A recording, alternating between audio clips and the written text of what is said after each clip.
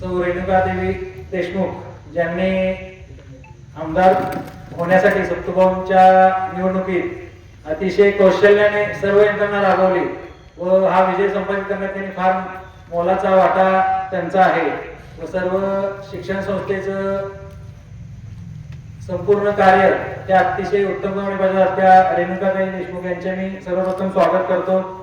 या कार्यक्रमास मुद्दामून आपण आमंत्रित केलेले आपले रयत क्रांतीचे अध्यक्ष सागरभाऊ खोत यांचे मी स्वागत करतो।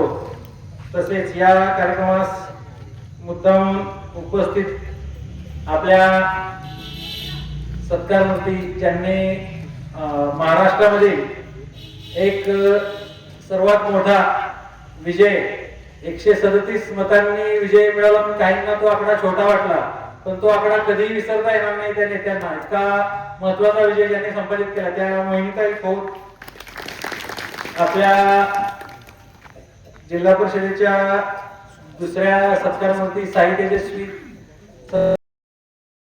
कार्यक्रमामुळे आदर नसला तरी त्यांना आशीर्वाद देण्यासाठी त्यांच्या मातोश्री रेणुकादेवी आपल्या हजर आहेतच।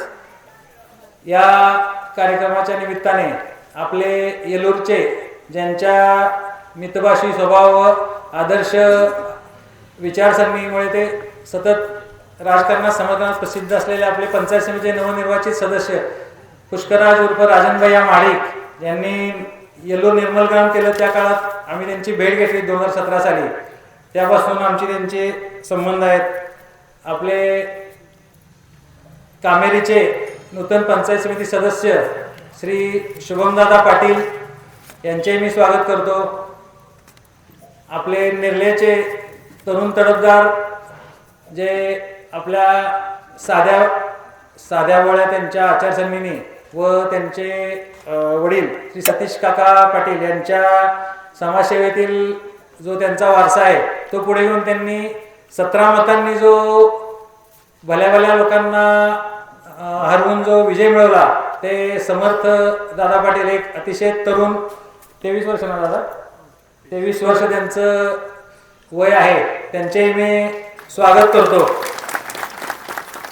त्याचबरोबर आपल्या जिल्हा नियोजनचे सदस्य श्री अमोलदादा पाटील, सुहासदादा पाटील, आपल्या जिल्हा परिषद मतदारसंघाच्या सौ ज्योतिताई पाटील, श्री राहुल दादा, हेमंतभैया, जयवंतदादा, आपल्या रयत क्रांती संघटनेचे आपले भाटवड्याचे किरणजी उथळे, आयतवड्याचे श्री प्रशांतजी कुंभार, आपल्या सुरुलच्या आपल्याला या निवडणुकीत फार मोठ्या पद्धतीने ज्यांनी आपले विचार मांडून बऱ्याचशा सभा गाजवल्या त्या सरपंच कुंदाताई पाटील, आपले करंजवड्याचे मनसेचे नेते भाऊसाहेब पाटील व आपले बहिरेवाडीचे ग्रामपंचायत सदस्य श्री सत्यविजय भोसले दादा व उपस्थित सर्वच आपले आजूबाजूच्या मतदारसंघातून आपले सगळे मतदार बंधू भगिनी कार्यकर्ते व महायुतीचे सर्वच आपले संयोजक नेते ज्यांनी सर्वांनी मिळून हा कार्यक्रम साठी प्रयत्न केला ते सर्वच नेते या सर्वांच्या वतीने आपल्या उपस्थितांचे मी स्वागत करतो। हा कार्यक्रम आपण महायुतीच्या सदस्यांचे कौतुक करण्यासाठी घेतला आहे।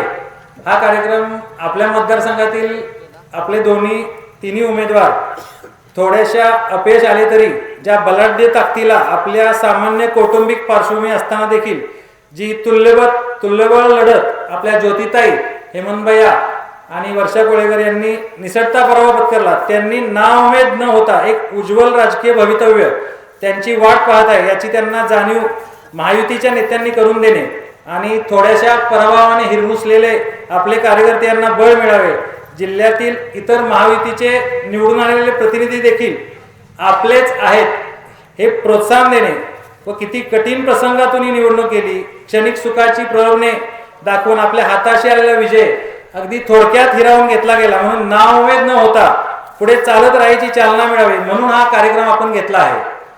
खासदार धैर्यशील मानेजी, आमदार सत्यजित देशमुख भाऊ या दोन्ही निवडणुकीच्या वेळेला या गावाने जवळपास 1000च्या आसपास महायुतीच्या लीड दिलेले गाव आहे. आत्ताच्या निवडणुकीमध्ये या राज्याचे माजी मंत्री यांनी आठवडाभर जवळपास वाटेगावमध्ये तळ ठोकला होता आपल्या विरोधी पक्षाच्या बाजूने.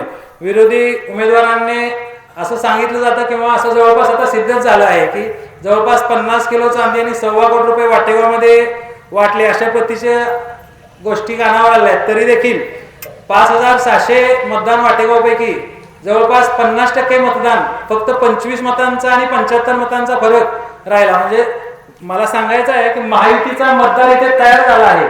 तर त्या महायुतीच्या मतदाराला आता आपण महायुतीच्या सर्व नेत्यांनी एकटं न ठेवता त्यांना पाठबळ देण्याची गरज आहे. आता मतदार फक्त आपल्या पक्षासाठी महायुतीसाठीच मतदान करत आहे. ते काय फ्लूक नाही आहे की चुकून मतदान झालं. आता मतदान आपल्या महायुतीच्या विकासाकडे आपले राज्याचे मुख्यमंत्री देवेंद्र फडणवीसजी यांच्याकडे पाहून होत आहे.